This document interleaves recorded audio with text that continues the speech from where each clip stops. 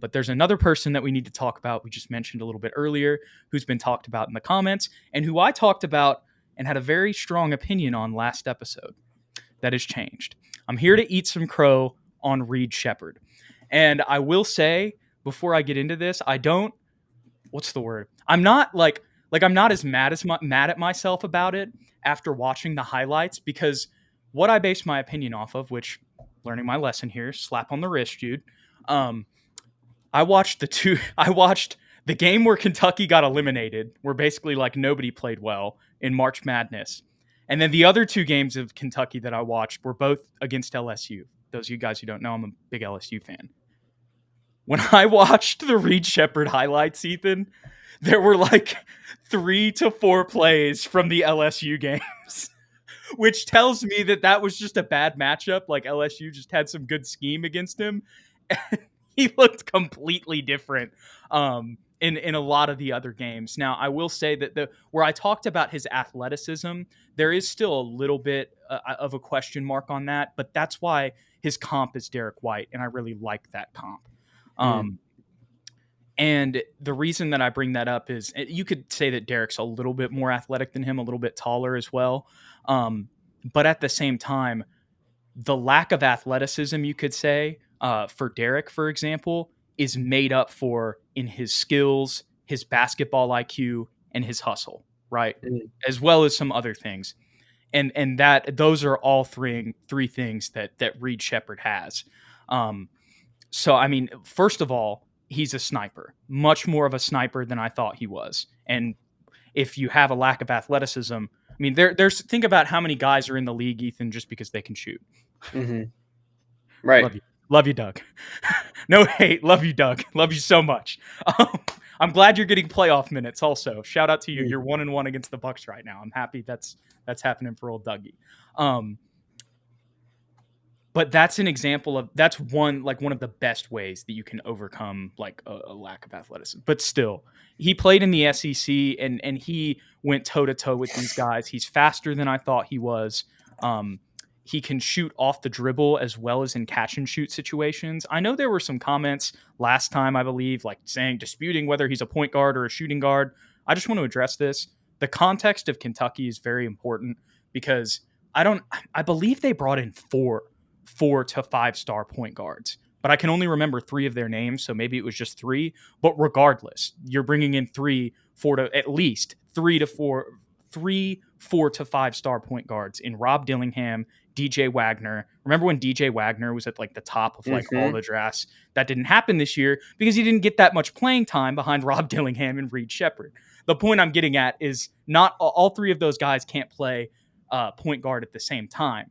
On top of that, Reed is a little bit taller than Rob Dillingham, even though I would actually say that Rob Dillingham's play style is more akin to a 2, just whenever it comes to his skill set at this moment. And Reed probably has more playmaking skills because he's a little bit bigger and he's such a good shooter. They played him at the 2 a lot. But in his highlights, I would say the majority of it is him taking the ball up the floor. Sometimes it's him beating people off the dribble, but a lot of times it's acrobatic passes, very similar in the sense to Nikola in the way that he can contort himself around the rim and at the rim. I do think that he's not as athletic as Topic, which is why I still have Topic. Like, I think they're similar in a lot of ways, but I think the athleticism aspect, me personally, I have Topic ahead of him. And I think a little bit of that, Topic does kind of have an advantage just in the sense that he's 6'6", where Reed is 6'3". That can kind of help. But, I could talk about Reed's playmaking and his shooting and having some, he has, even if it's maybe not the most explosive bag, he has a bag. Here's the thing that really, there's that aspect of it. But the thing that really changed my mind on him, Ethan, was watching his defense. This dude hustles. I have never seen more. And I feel like such a flip-flopper right now because I'm changing my tone from last time. But as I kind of started and told y'all, the 3 games that I watched were definitely not the best. But I have never seen more. I don't even know how to describe them, but it's basically like diving contests midair where he ends up swatting a shot like almost late. Mm. Like because he times it like just perfectly to where it's like the shooter thinks they have space, so they're like in their release. But by the time they're in their release, then he's flying like his hands, like his contest is like just coming into their view because he's like he's not necessarily close to the play, but he knows how to be just close enough to time these blocks on jumpers, dude. I mean, Mm-hmm. there were some behind. How do I say this? Oh, there blocks from behind guys, but a lot of these were in front of dudes where he's just jumping at the last second and like getting a piece of the ball. I mean, just full effort. Like, and it wasn't just that. I mean, there were steals, but the majority of his defensive highlights are that. A lot of on-ball harassing, if you will, I guess you could say, of the person in front of him. Definitely never gives up on a play. And these blocks are almost like help defense sometimes, but it's also like sometimes he's just fooling the defender into taking a shot because he knows how to make the exact like jump and swat these guys like in midair. It was very eye opening. And here we go. Easy's talking about it. Check how many jump shots Sheppard blocked last year. Um, Mm. yeah, I mean it was the most amount of jump shots from a guard that I've seen blocked, like on a highlight tape, and this was like a significant portion of his highlights too. And it's Right. just over and over. Like, yeah, there's some steals and stuff in there, but it's mainly that. And I was just like, okay, wow, a lot of skills and a lot of traits that are also reminiscent of the Spurs. Yeah, I think he's a really solid player. I didn't watch a lot of his games live, so I don't really care for college basketball all that much. But I understand what you're saying about his highlights. This is defensive hustle. I get the Derek White comp and the intangibles therein. I think what scares a lot of people away from him is just his size and athleticism. Like, will everything translate to the NBA? So, like at his worst, I think he's a mixture of Kirk Heinrich defensively. And if y'all don't remember Kirk Heinrich, he was a I do. dog. Like not a lot of athleticism, but just a dog on defense. Like a modern day comp, maybe an Alex Caruso ish with just not as much size defensively, but offensively combine Kirk with I think a JJ Redick, and that's at his worst. That's saying like he's not going to put the ball on the floor. He's just going to be a Like floor that doesn't spacer. translate. Yeah. Yeah, like if all that doesn't translate, but what will translate, no doubt, is his shot. He's got a pure 3-point shot. So if you can just blend those two combinations together, I think he's a really solid piece for any team. The thing that scares me away from him is if we're going to take a guard with that top 5 pick, I'd rather have Topic or a guy that I think is going to have a higher upside just as an overall player that can have more Yeah. impact, right? Like if you're drafting him, I don't mind drafting him.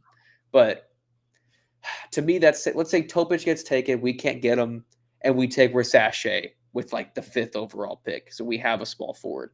Mm-hmm. Somehow we get the 7th pick and he drops to 7. I am completely fine with that Me because too. he's going to be a role playing guard, not a star, at least immediately. And at first, he's just going to play off ball and just shoot the crap out of it and make hustle plays. And that's all we can ask for him, ask from him, at least initially. I hope he has a higher upside than that, like just because I think he could break that mold of how people think of college players, especially at his size. But it just makes me nervous, especially in that lottery area with who else is available to take him top 5, especially over a Topic. Yeah. Yeah. And that's kind of what I was hitting on last time. Easy, I see earlier you asked what did you say about Sheppard? And Ethan kind of described it just a little bit ago. I just wasn't sure from what I had seen in those 3 games, which were 3 of the worst games this season, as I learned watching the highlights with the lack of highlights against LSU. And that was kind of like, I'm watching this, I'm like, if he can't do this against LSU, but you can't base, a specific games, 3 games and make that, your full determination on the guy. But basically what I was saying is I wasn't sure how I have questions about his athleticism and if he's going to be able to do what he did in college in the NBA essentially. That doesn't mean that he's not going to be able to do, certain things that he did. Like Ethan said, like I think he's going to be a solid defender and a solid shooter. but is he going to look as fast in the NBA? You know, is he going to be able to close out on guys, as much the way that he was in college? Now that really does look like a skill, but Mhm. there's some question marks that I have for sure. And I see what you're saying here too. Did Tyler Hero have great size? Another guard from Kentucky. What I would say about that is Tyler Hero's 6'5", and I think his athleticism jumped off the screen a little bit more Mhm. when he was at Kentucky. Um, but at the same time, the whole reason we're bringing this up, Ethan, is because I I've completely changed my opinion on him, and I would be, like you said, later in the draft. I think early in the draft, there's some guys that I'd rather have, but at the same time, if like I said, I am not going to be upset if we pick him, and I think there are a lot of traits and skills that he has that will translate to the Spurs. And I think this is a great comment here from M Easy. Pop in the Spurs front office would love Sheppard. I completely agree with that, with his personality. Both his parents played Division I basketball, and his dad won 2 championships at Kentucky. So you can tell he's loyal. You can tell that he's got a championship bloodline. We were just talking about how Wemby's parents had such a good impact on him. I'm sure that the Sheppards had a great impact on Reed. But with all that being said, I'm just basically saying, now that I've watched more of him, I have rescinded, I retract, I eat my crow, but I also realized that there are a lot of appealing aspects of Reed Sheppard on the Spurs, because you mentioned it, defense and 3-point shooting. Those are two things we need at the guard position. You see what I'm saying, Ethan? Even if the ceiling, like I said, I may like Topic's ceiling, I even might still like Rob Dillingham's ceiling a little bit more, and maybe that's because of the bias from those games that I watched. But at the same time, definitely do not feel the way that I felt last week about Reed Sheppard after digging into his tape this week. I concur, Jude. I concur.